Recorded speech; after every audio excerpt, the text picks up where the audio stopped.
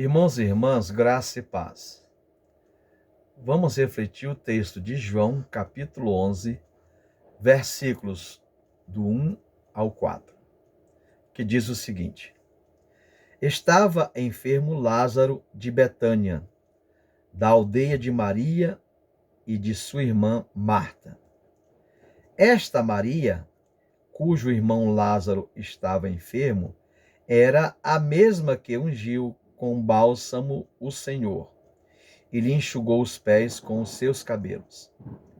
Mandaram, pois, as irmãs de Lázaro dizer a Jesus: Senhor, está enfermo aquele a quem amas. Ao receber a notícia, disse Jesus: Esta enfermidade não é para a morte, e sim para a glória de Deus, a fim de que o Filho de Deus seja por ela glorificado.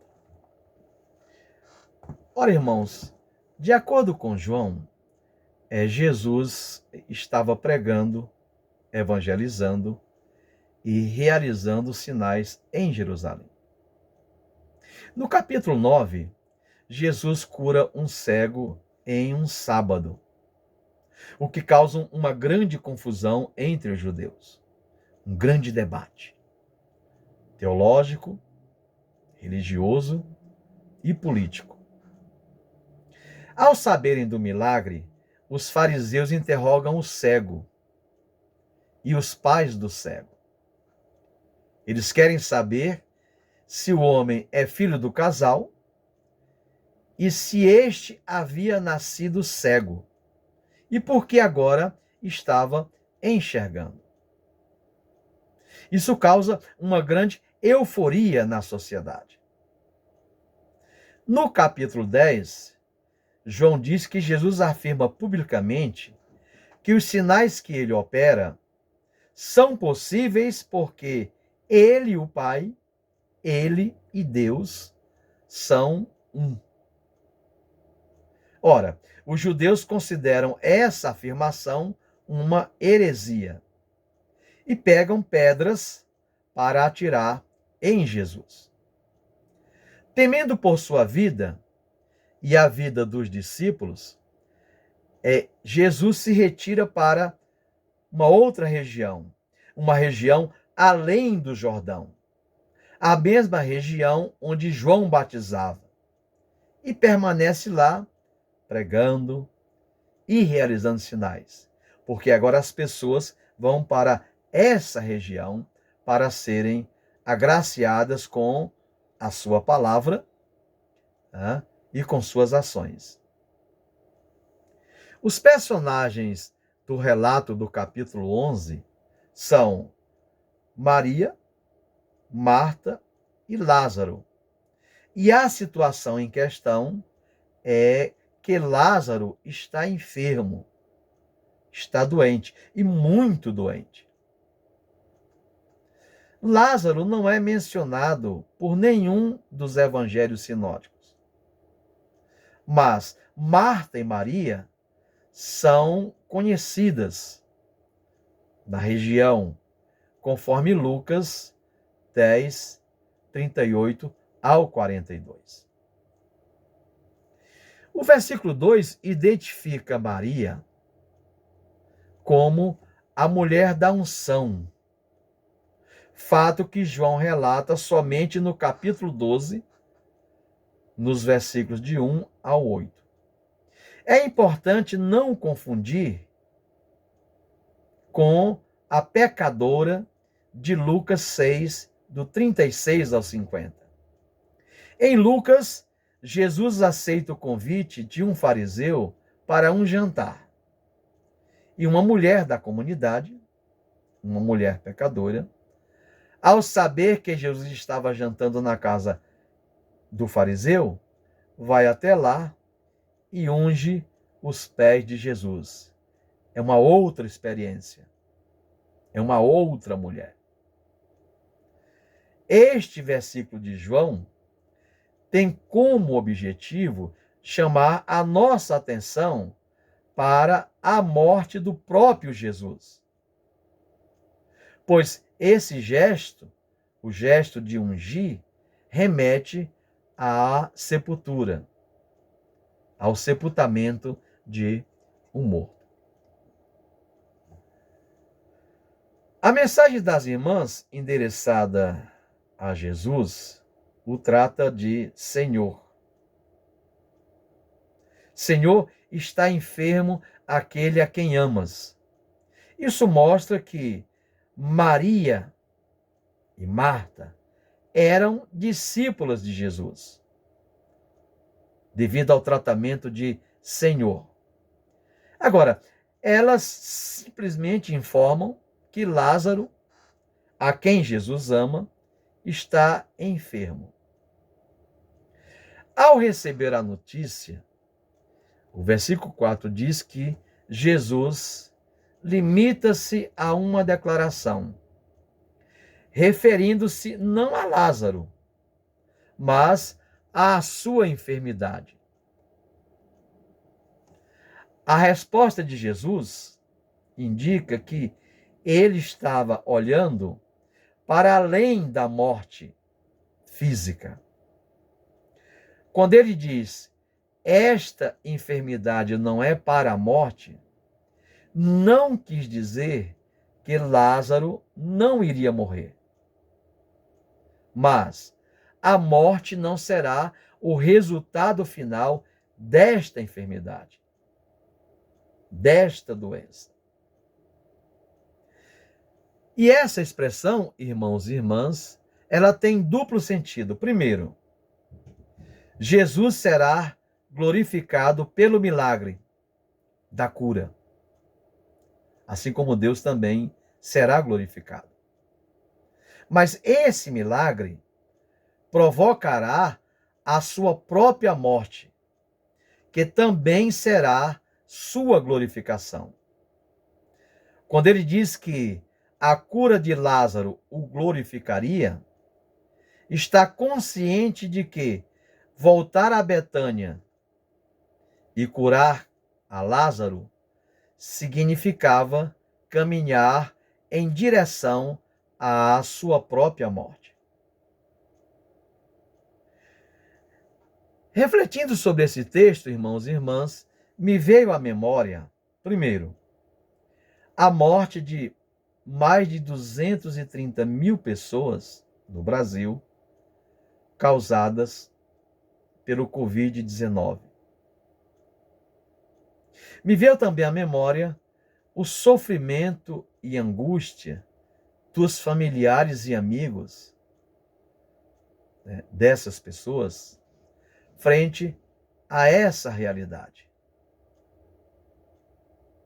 Pensei também no fato de muitos não terem tido a oportunidade de se despedir dos seus queridos, dos seus amados. É importante, irmãos, nós termos em mente que a enfermidade de Lázaro representa a ameaça de morte física, da qual nenhum de nós está isento. E a morte desses milhares de brasileiros e de outras pessoas no mundo todo tem demonstrado com muita clareza: ninguém está isento.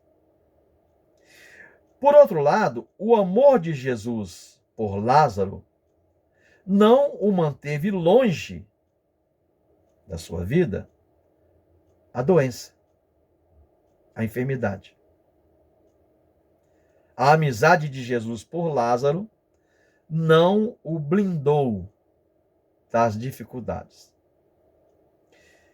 Esse texto de João, irmãos e irmãs, nos ensina 3 lições práticas.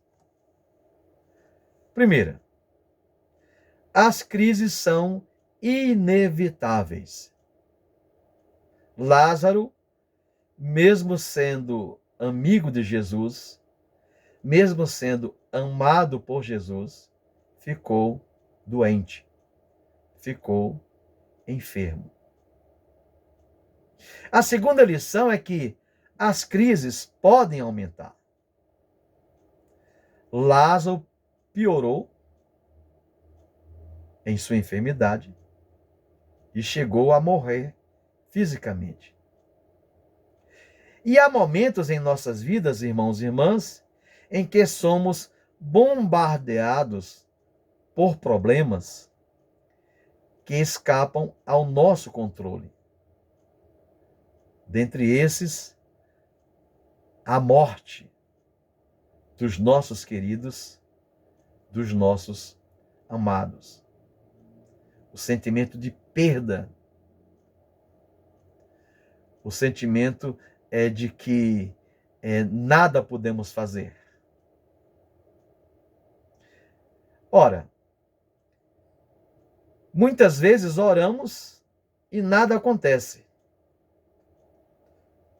Diante de situações como essas.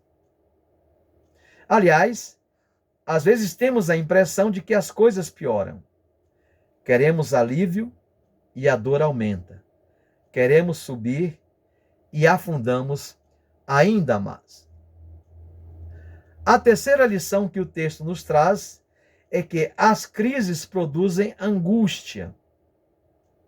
Quando a enfermidade chega à nossa casa, à nossa família, ficamos profundamente angustiados.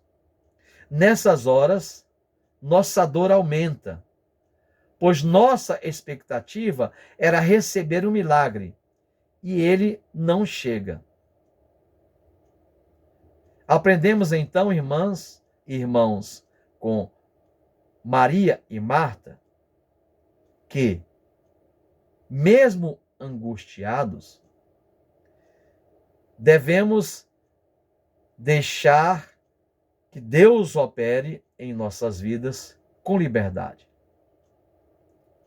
O texto deixa claro que elas não dizem o que Jesus deve fazer. Simplesmente notificam o fato. Aquele a quem amas está enfermo. Elas nem ao menos pedem a Jesus que vá e cure o irmão.